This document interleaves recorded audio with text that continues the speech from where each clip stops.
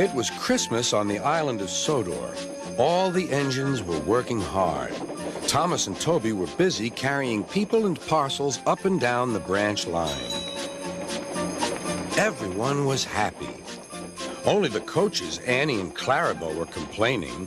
"It's always the same before Christmas," they groaned. "We feel so full. We feel so full." "Oh, come on," said Thomas. "Where's your festive spirit?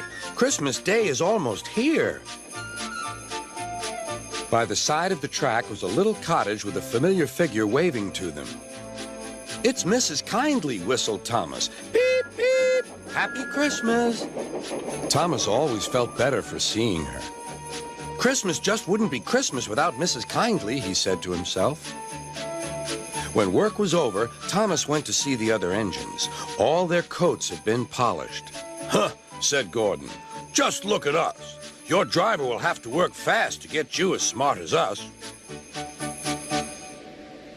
"Never mind that," replied Thomas. "I've something important to say. Do you realize it's been a whole year since Mrs. Kyndley saved us from a nasty accident?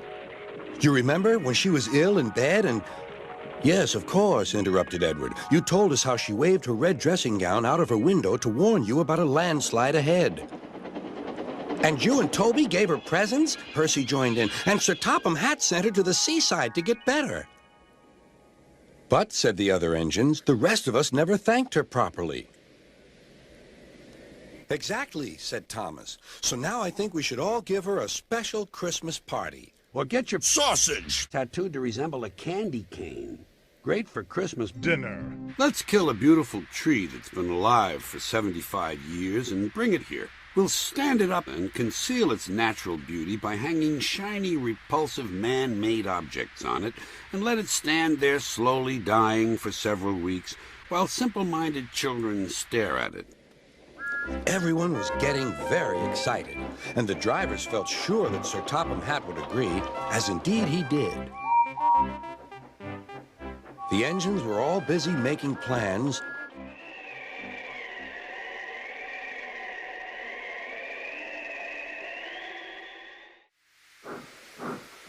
when silence fell.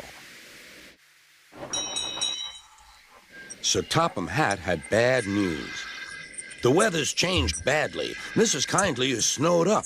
Toby says he'll help to rescue her. You must help too, Thomas. There's no party unless you do."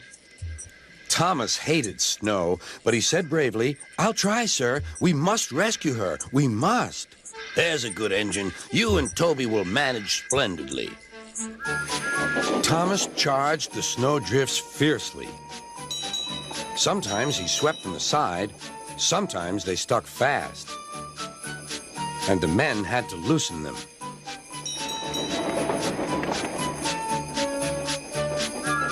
But at the cutting near the cottage, they could go no further.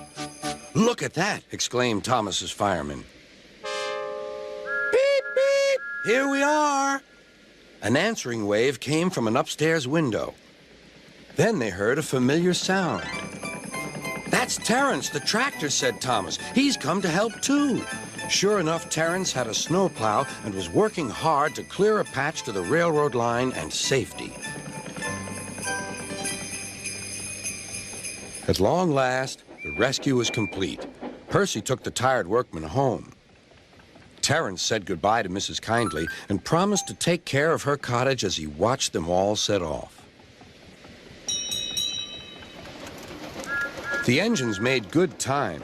No more snow had fallen, but the yard was dark. There was no one to be seen. Thomas's heart sank. Suddenly, all the lights went on. What a marvelous sight awaited Mrs. Kyndley. "Well done," said Sir Topham Hatt. "I'm really proud of you all." Mrs. Kyndley especially thanked the smaller engines. "Thomas and Toby are old friends," she said. "And now, Percy, you are my friend too." Percy was very pleased. "3 cheers for Mrs. Kyndley," he called. "Beep, beep, beep." They all whistled.